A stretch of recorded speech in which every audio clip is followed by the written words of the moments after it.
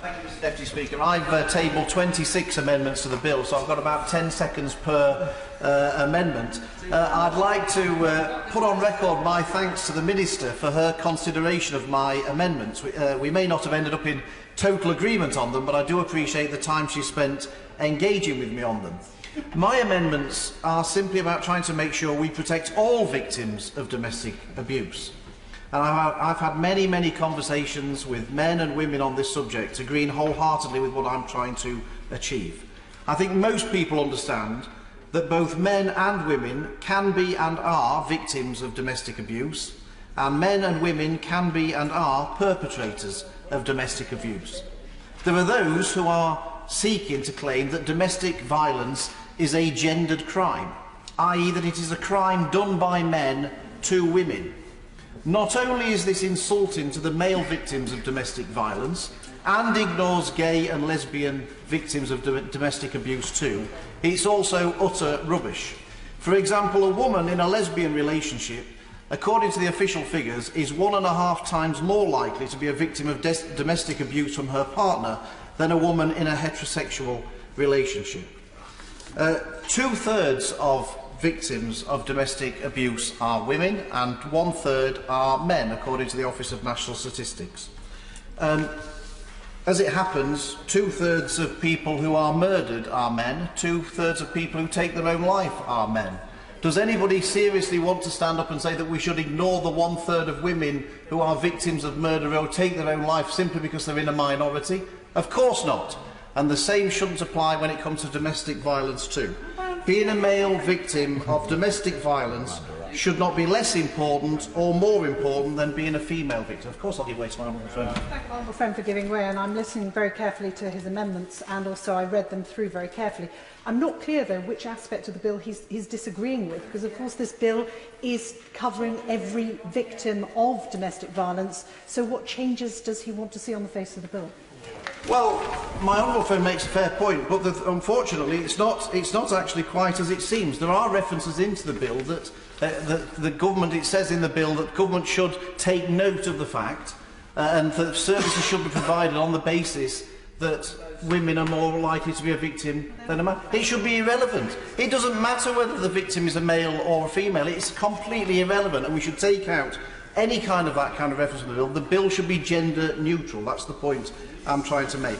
In the rest of the time allowed, Mr Deputy Speaker, I want to particularly focus on my Amendment 24, which is about classing parental alienation as domestic abuse, and also where a parent deliberately prevents the other parent from having contact with their child or children for no good reason. There are thousands of mums and dads, hundreds of thousands of mums and dads, grandmas and granddads who don't have any relationship with their children at all, simply because one parent has deliberately and for no good reason turned their child against the other parent. I think they'll find it quite extraordinary that all the main political parties are trying to block parental alienation being on the face of the bill as a criminal offence as domestic abuse. Parliament is failing those people, but I will keep speaking up for them. Yeah. This is simply cruel, not just for the parent deprived of access and the grandparents deprived of access, but for the children too. Yeah. And it should be quite clearly classed as domestic abuse if it is done without any good reason at all. I would like to say that I'm very grateful to the Minister for including parental alienation and preventing contact with children as examples of domestic abuse in the recently released draft of the statutory guidance which goes alongside this bill. I would have liked to have seen this in the bill itself, but I do believe that this is a momentous development, as it means that when considering domestic abuse, parental alienation and preventing contact are now specific examples that the government have highlighted in their guidance. Those individuals, including those men and women who have written to me with their distressing personal experiences, who are clearly suffering now, have a message from the government that what they are experiencing is clearly abuse. And I very much hope that this will be of significant comfort to those who currently feel completely helpless in these situations. With regard to the other amendments I've taken. I just want to highlight one in particular in the time I've got left, Mr Deputy Speaker, which is about lie detector tests, which haven't come up in the rest of the debate. My Amendment 26 would remove the use of lie detector tests. I'm on the Culture, Media and Sports Select Committee that did an inquiry into the Jeremy Kyle show.